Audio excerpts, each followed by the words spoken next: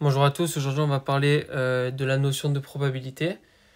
Donc c'est une notion qui correspond au chapitre 3 de votre poly de biostatistique. Donc le calcul des probabilités, c'est le langage mathématique en réalité qui permet de modéliser ou de quantifier l'incertitude. Donc c'est un phénomène ou plusieurs phénomènes dont on connaît toutes les issues possibles. Par exemple, si on prend la probabilité d'avoir un enfant, les issues possibles, c'est une issue avoir un garçon, une issue avoir une fille. On les connaît. Elles sont connues, c'est une fille ou un garçon. Mais dont la réalisation est imprévisible. C'est-à-dire qu'on ne peut pas deviner, on ne peut pas savoir à l'avance s'il va s'agir d'une fille ou d'un garçon lors de l'échographie ou lors de la naissance. Donc c'est un outil qui est fondamental en médecine, donc les probabilités, que ce soit pour interpréter un diagnostic ou évaluer un risque génétique ou comprendre par exemple les résultats d'une étude. Par exemple le sexe d'un enfant à la naissance, comme on vient de le dire, ou alors le résultat d'un test de dépistage, ou le groupe sanguin d'un patient pris au hasard. On ne peut pas deviner le groupe sanguin d'une personne qu'on choisit au hasard par exemple dans la rue ou dans un essai clinique. Donc tout d'abord on va voir que la modélisation probabiliste, donc des probabilités, elle commence par une définition de l'ensemble fondamental qui est noté oméga. L'ensemble fondamental, c'est toutes les issues possibles. On va toujours prendre cet exemple d'avoir un enfant qui parle. Lorsqu'on a un enfant, on a soit un garçon, soit une fille. Les issues, c'est fille, garçon. Donc oméga, toutes les issues possibles, donc c'est fille, garçon. C'est tout simplement. Donc ça se note oméga, c'est le signe juste ici. Ok. Et on comprend ici que ça va être une expérience aléatoire, donc on ne peut pas savoir à l'avance, comme on l'a dit tout à l'heure, s'il va s'agir d'une fille ou d'un garçon. Donc après, il va avoir les événements élémentaires. Un événement, c'est un sous-ensemble de oméga. Par exemple, si on va se situer dans un événement élémentaire, c'est une seule issue. Ou un événement composé, plusieurs issues. Un événement élémentaire, par exemple, j'ai un garçon. Un événement composé, c'est j'ai un garçon et il est blond.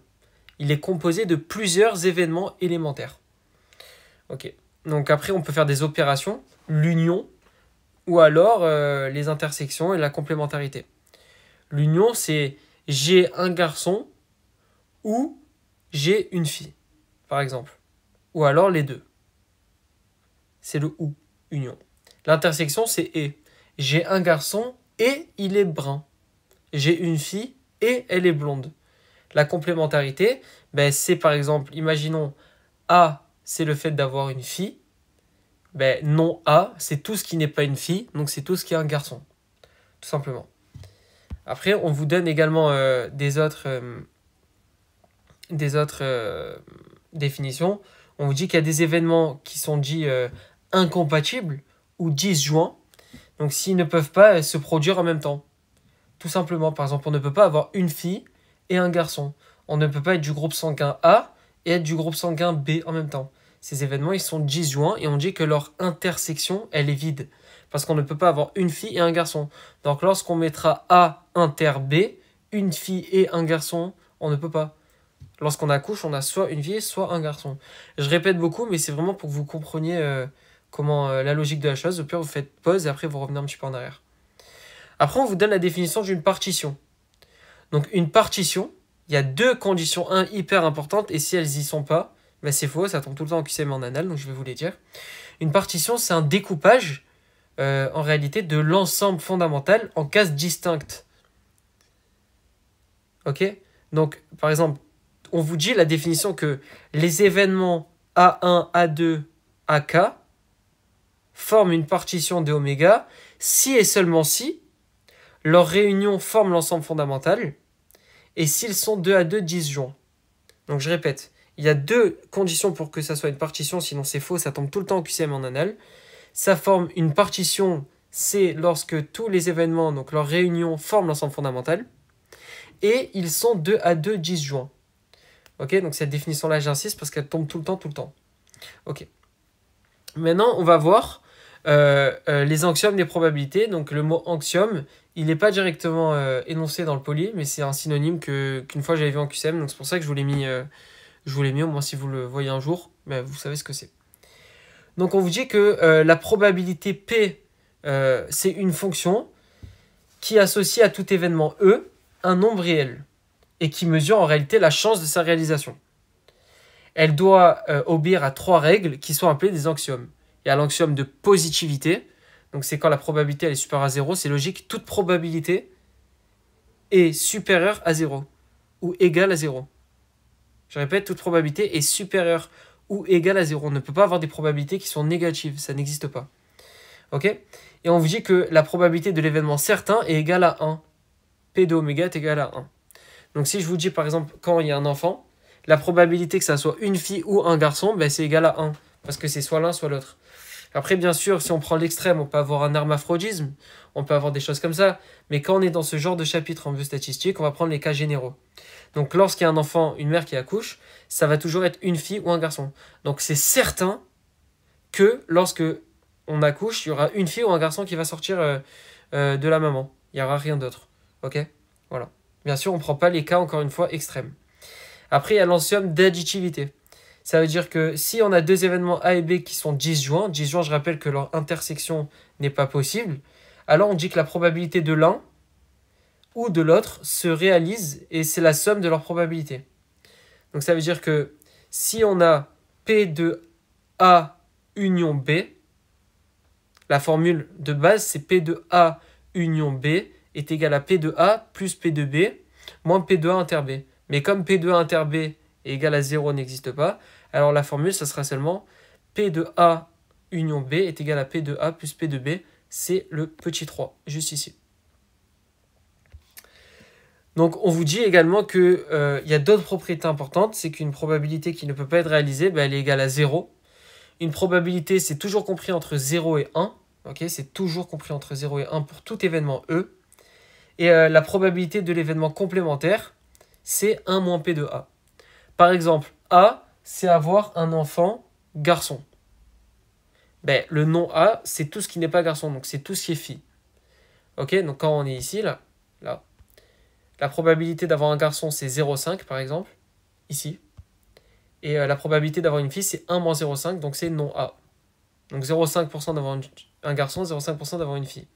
Ok ? Formule de l'union. Donc on a P de A union B est égal à P de A plus P de B moins P de A inter B. Donc on vous dit que l'union, c'est l'un plus l'autre moins l'intersection. Or, lorsque auparavant on a parlé d'une formule qui nous disait que quand deux événements sont disjoints, P de A inter B est égal à 0. Donc si on retourne ici, quand l'intersection est égale à 0, ils sont disjoints, alors P de A union B est égal à P de A plus P de B. Pourquoi ? Parce que le moins P de A inter B il est égal à 0. Donc on va pas le mettre, c'est un abus de langage. Maintenant, on va voir les probabilités conditionnelles. Ok ?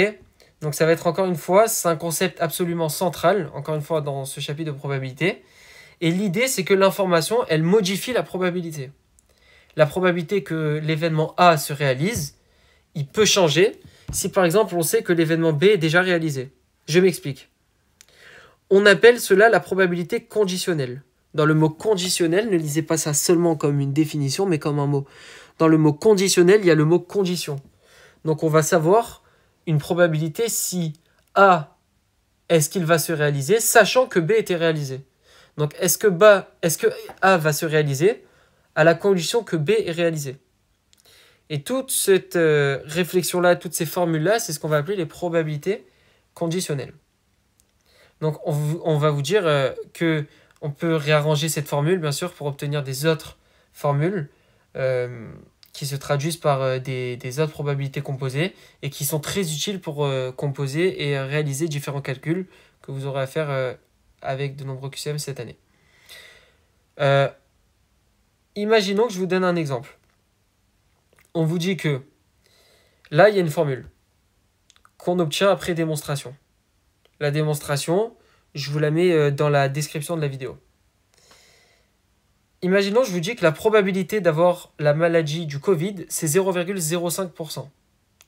La probabilité que le test soit positif, sachant qu'on est malade, c'est 0,8. Ok ? Et la probabilité de faire le test et d'être malade, c'est 0,04. Pourquoi ? Parce qu'on aura fait P de A inter B, faire le test et être malade. Donc faire le test, c'est petit a, et malade, c'est faire le b, c'est petit b. Donc on va faire justement 0,8 fois 0,05. Donc ça va nous faire 0,04. Conclusion, on aura 4% de la population qui est à la fois malade et qui a un test positif. On ne parle pas de sachant. Ça, c'est le sachant. Ça, c'est GA, sachant que j'ai B. Là, c'est inter. GA et B. Ne pas confondre. Maintenant, on va voir la notion de indépendance en probabilité. Donc, on vous dit que deux événements, ils sont indépendants si et seulement si leur intersection est égale à la probabilité de 1 fois la probabilité de l'autre. Je m'explique. Tout à l'heure, on a dit qu'il fallait rajouter le P du sachant.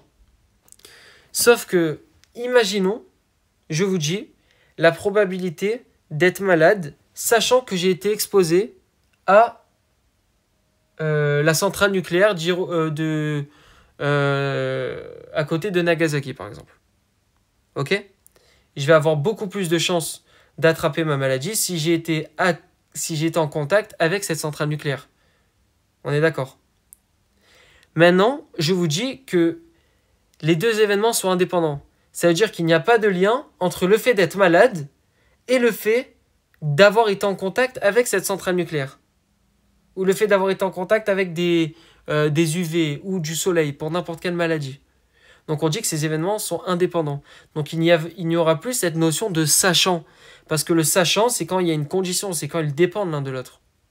J'ai été malade sachant que j'ai été en contact. Donc ma maladie, peut-être qu'elle est là parce que j'ai été en contact avec cet événement, parce que j'ai été en contact avec ce cas contact ou avec cette substance. Donc il y a un sachant, il y a une condition. Ici, il n'y en a pas. On dit que c'est indépendant. C'est-à-dire que je sois en contact ou pas, la maladie n'a pas de rapport avec justement cette exposition ou avec ce contact.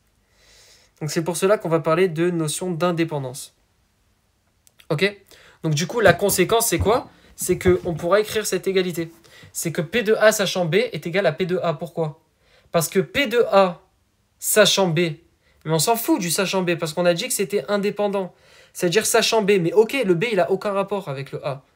Je répète, ils sont indépendants. Donc le B est indépendant du A. Il n'y a aucun rapport. Donc un A qui est indépendant du B, et le B qui est indépendant du A aussi, ce sera égal à P de A. Je vous donne un exemple. La probabilité A, c'est être malade, et B, c'est le nombre de paires de chaussures que j'ai dans mon armoire. Quelle est la probabilité d'être malade, sachant que j'ai 5 paires de chaussures dans mon armoire ? Ben, c'est égal à la probabilité d'être malade. C'est un exemple qui est un peu, peut-être pour certains, il est un peu abusé, mais c'est vraiment pour que vous compreniez que le A et le B sont totalement indépendants, ils n'ont pas de lien, tout simplement. Il ne faut pas confondre les notions de indépendance et de incompatibilité. Ok ? Donc, je vous répète les deux notions. Indépendant, c'est quand P de A inter B est égal à P de A fois P de B. Donc, c'est le fait que B se produise, et ben, ça ne va rien changer à A. Et incompatible, c'est quand la probabilité des deux événements, en fait, elle est tellement fortement dépendante que les probabilités, elles sont non nulles. Et le fait que B se réalise interdit la réalisation de A. Donc, c'est-à-dire que quand il y a un enfant qui sort, si c'est un garçon, ben, ça ne peut pas être une fille en même temps. Donc ça, c'est des événements incompatibles. Soit c'est une fille, soit c'est un garçon. Ok ? C'est tout. C'est-à-dire qu'ils ne peuvent pas se faire en même temps. Maintenant, on va détailler le théorème de Bayes. Donc le théorème de Bayes, c'est une conséquence directe de la définition de la probabilité conditionnelle, en réalité, qu'on vient de voir dans la page juste avant, et des formules de toutes les probabilités qu'on va faire. Donc c'est un outil puissant pour inverser en réalité les probabilités conditionnelles de tout à l'heure. Donc on va tourner la formule. Donc on vous dit que la formule de base, c'est P de A sachant B est égal à P de B sachant A fois P de A divisé par P de B. Donc avec les probabilités totales, on va avoir P de A et toutes les probabilités qui vont former une partition. Et a posteriori, justement, après on va avoir des autres exemples avec la vraisemblance et a priori. Tout ça, on va le détailler dans les exemples juste après.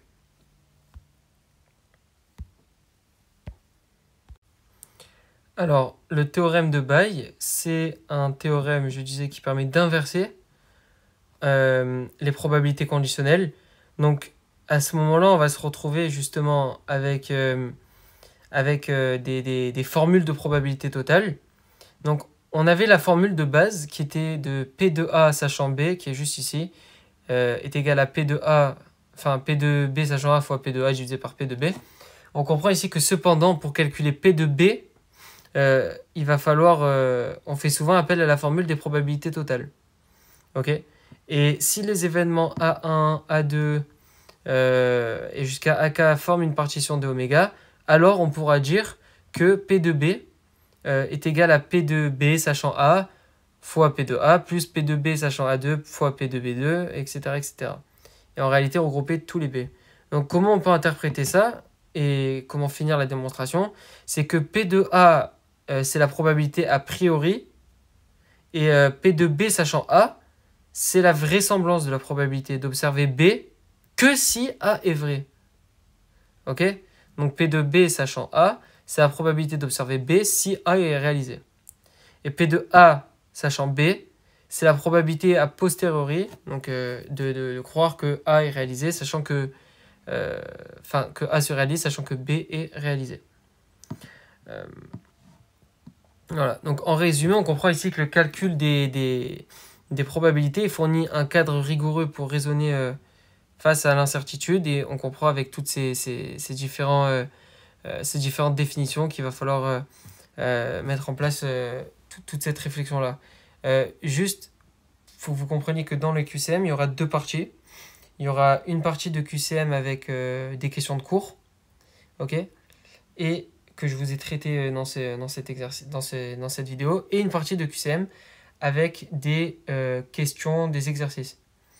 Donc il va falloir bien s'entraîner, faire beaucoup d'exercices. Moi, je vous ai donné déjà des exemples qui tombent dans cette vidéo, avec les définitions qui tombent, et pour regrouper un maximum de choses. Et il va falloir vraiment que vous fassiez une tonne d'exos pour que ça rentre. N'oubliez pas que les maths, c'est vraiment beaucoup d'exos. Le cours, c'est pas secondaire, mais c'est pas comme les grosses matières où il faut connaître le cours par cœur.